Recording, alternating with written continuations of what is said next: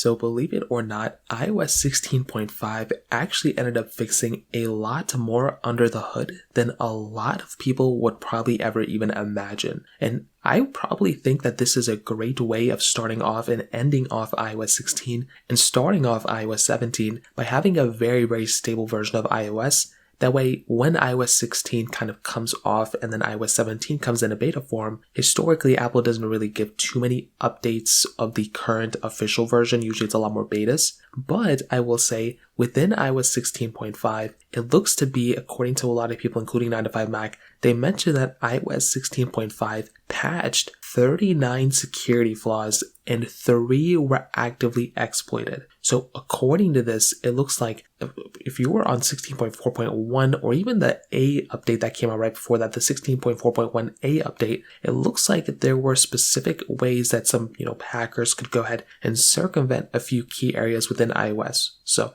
they kind of mentioned that everything from kernel to core services, photos to sandbox Siri and shortcut system settings to weather, Wi-Fi, and WebKit, there were a lot of vulnerabilities going on within that version of iOS or all the versions of iOS before. And I think this is a mixture of why they made that rapid security response. I mean, we've never seen that before. So for them to go and push out a rapid security response like that was pretty insane. And this was the first official version of iOS that we got since then. And it only makes sense that Apple were to go ahead and pretty much patch over and bring over even more fixes to this version of software. Now, I will also add that because iOS 16.6 beta 1 just came out, that came out on Friday, 16.5 came out on Thursday, all those bug fixes and improvements should be brought over to 16.6. So that should be as stable as it gets for that version of software. So we should expect at least one more mainline version of iOS 16 to come out before iOS 17 officially comes out. We might even get all the way up to 16.7 or 16.8.